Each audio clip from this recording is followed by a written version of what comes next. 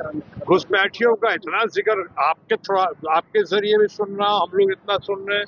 आप खुद ही बता दें, चार घुसपैठियों का नाम बताया। पहले घुसपैठियों का हल्ला शोर मचा रहे थे दिल्ली में, फिर मचा रहे थे झारखंड में कुछ हद तक, उसके बाद मचा रहे थे आपको अपने हमारे बिहार में, बिहार के बाद अब बंगाल में।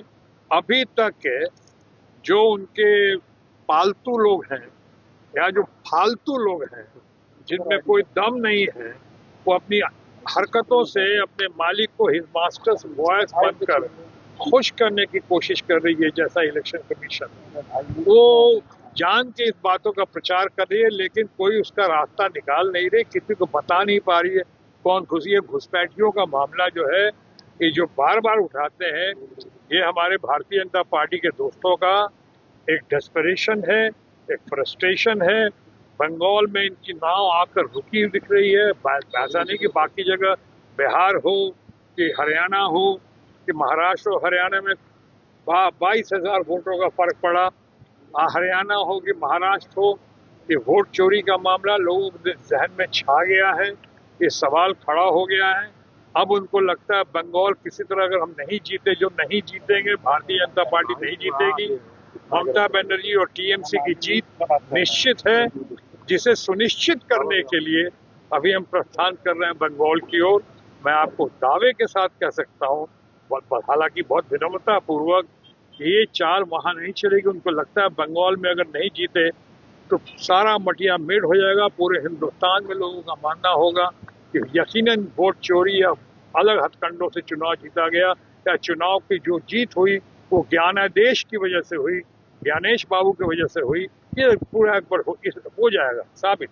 इसलिए इस बार बहुत डेस्परेशन फ्रस्ट्रेशन है कि कुछ भी करो, बाय हुक और बाय क्रुक बंगाल को जीते, चाहे एसआईआर का पचड़ा हो या वहां पे जिस तरह की तुष्टीकरण और क्या क्या बातें करके उसका लफड़ा हो। क्या अभी जो अपनी घोषणा कर रहे हैं, वो घोषणा घिसे पिटे वायदों का जिक्र हो रहा है। ये वायदा करने वाले हमारे मित्र हैं, जो माननीय प्रधानमंत्री नरेंद्र मोदी जी, चाहे अमित शाह जी, जिनका आपने जिक्र किया, इनसे पूछना पड़ेगा कि आप कहते तो हो कि मोदी की गारंटी है, कहते तो हो कि हमारा वायदा है, पहले के वायदों का क्या हुआ? क्या पहले के वायदे जो 2 करोड़ रोजगार देने के थे, उसमें 20 लाख को भी रोजगार दिया आपने?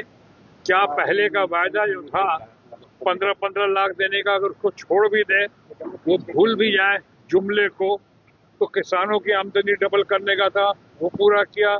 बंगाल का आपने डेवलपमेंट का, गरीबों का, मनरेगा का करीब करीब 2 लाख करोड़ रुपया रखा हुआ है।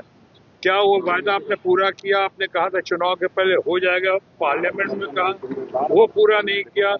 तो अभी जो है ये खाली घड़ा, ये हमारा भारतीय जनता पार्टी के मित्रों के जरिए अभी कह रहे हैं कि खाली घड़ा बजाने, अभी कह रहे हैं कि हम एक भ्रष्टाचारियों को जेल की सलाखों के पीछे भेजेंगे।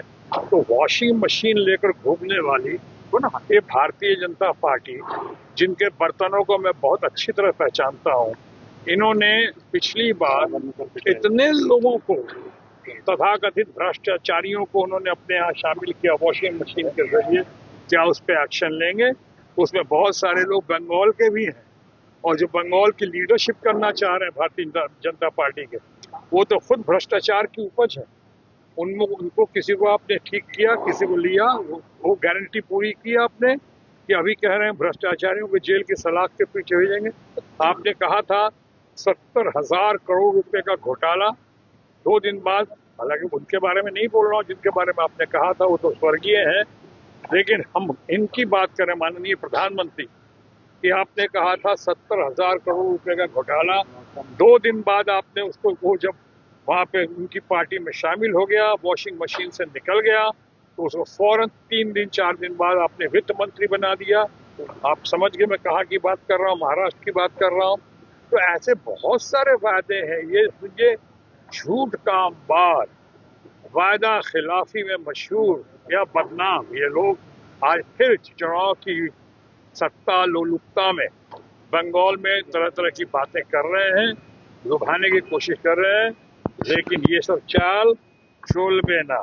इस बार ऐसा नहीं होगा, ये संभव नहीं है। ये एक्सपोज हो चुके हैं, जैसे आपने जहां से बात शुरू की थी, कबीर बाबू जो हैं वो चुनाव के पहले ही 1000 करोड़ रुपए के डील के ऊपर एक्सपोज हो गए और उनको कर दिया गया टीएमसी के जरिए, अभिषेक बनर्जी के जरिए। उसी तरह से ममता जी का काबिल नेतृत्व, ट्राइड टेस्टेड और सक्सेसफुल, देश की सबसे प्यारी न्यारी और कद्दावर आयरन लेडी ममता बनर्जी, उनके नेतृत्व में इस बार तमाम वायदे, ये जो आपने देखा तमाम इनके जो वॉशिंग मशीन का ड्रामा जो है वो एक्सपोज हो चुका है। और अभी जो है इस चुनाव में